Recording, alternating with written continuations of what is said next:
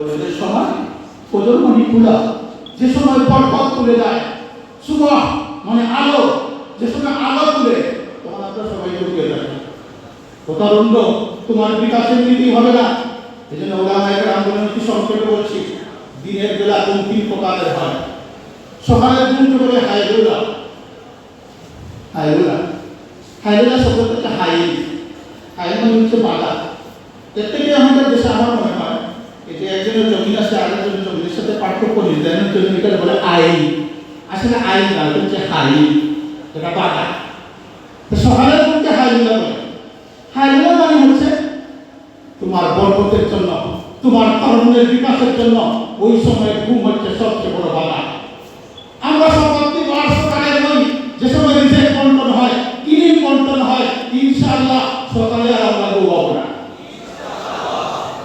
দুপুর বেলার ঘুম হচ্ছে হায়লুলা, তারপরে আসর করে ঘুম যেটা, এটা একটা হায়লুলা, এটা মানুষ পাগল হয়ে যায়।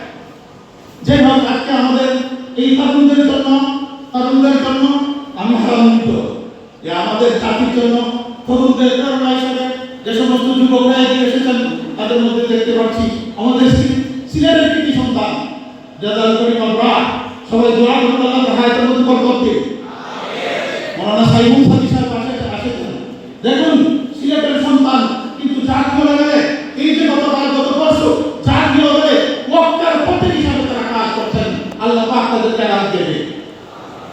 আমি সময় সংখ্যা হয়ে যাচ্ছে, পরিশেষে একটি কথাই বলবো তরুণ সমাজের উদ্দেশ্যে, আমাকে নিজে এগিয়ে নেওয়ার জন্য কেউ কি বলবো ওদিকে তাকানো যাবে না।